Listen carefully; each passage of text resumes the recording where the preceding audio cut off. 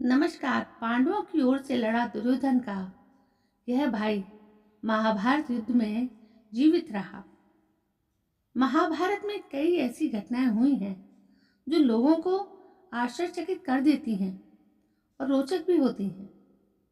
कौरवों और पांडवों के बीच 18 दिनों तक चले महाभारत के युद्ध में 18 योद्धा जीवित बच गए थे। उनमें से एक दुर्योधन के भाई युयुत्सु भी थे। इस महायुद्ध में दुर्योधन के सभी भाई वीर गति को प्राप्त हुए थे, लेकिन युयुत्सु बच गए। अब आपके मन में सवाल यह होगा कि युयुत्सु कौन थे, वे इस युद्ध में कैसे बच गए। तो आज हम आपको युयुत्सु के बारे में बताते हैं। कौन थे युयुत्सु? धृतराष्ट्र को गांधारी से दुर्योधन समेत 100 पुत्रों की प्राप्ति हुई थी, लेकिन धृतराष्ट्र के 2 और पुत्र थे जो उनकी दासियों से हुए थे। एक का नाम विदुर और दूसरे का नाम युयुत्सु था। विदुर अपने समय के विद्वान व्यक्तियों में से एक थे, तो युयुत्सु भी धर्मात्मा थे। युयुत्सु और विदुर दोनों की ही शिक्षा राजकुमारों की तरह हुई थी। उनको समान सम्मान दिया जाता था। अब सवाल यह है कि युयुत्सु ने पांडवों की ओर से लड़ने का फैसला क्यों किया।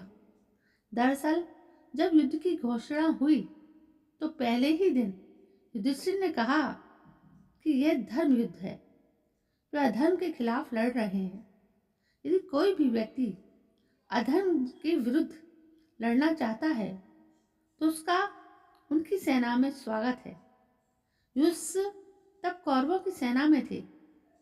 धर्म युद्ध की बात सुनकर धर्मात्मा युयुत्सु पांडवों की सेना में शामिल हो गए। युधिष्ठिर ने उसकी कार्य क्षमता और बुद्धिमत्ता को देखते हुए सेना के लिए अस्त्र शस्त्रों तथा रसद की व्यवस्था देखने की जिम्मेदारी दी थी। उन्होंने पूरे युद्ध के समय पांडव सेना के लिए अस्त्र शस्त्रों तथा रसद की कमी नहीं होने दी। युधिष्ठिर के मंत्री बने थे युयुत्सु।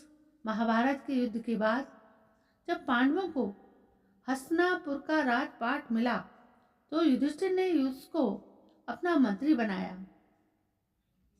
परीक्षित के वे संरक्षक भी रहे। जब गांधारी और धृतराष्ट्र जंगल के दावानल में मृत्यु को प्राप्त हुए तब युयुत्सु ने ही उनका अंतिम संस्कार किया। युयुत्सु कौरव शिविर से पांडव शिविर में स्थानांतरित हो गया। युयुत्सु ने पांडवों की तरफ से लड़ाई लड़ी। वो कौरवों के बीच 11 महारथियों एक साथ 7,20,000 योद्धाओं से लड़ने की सक्षम में से एक थे। युयुत्सु को किसी ने नहीं मारा। उन्होंने दुर्योधन की सेना को युधिष्ठिर की सेना के लिए छोड़ दिया और अंत तक लड़ते रहे। तब राज्य अर्जुन के पोते परीक्षित को दे दिया और उसको शासक नियुक्त किया गया। तो दोस्तों ये थे युयुत्सु जो शासक बने आखिर में। तो दोस्तों कैसी लगी आपको ये जानकारी या ये कहानी यदि आपको पसंद आई हो तो प्लीज़ मेरे इस चैनल को सब्सक्राइब करना ना भूलें।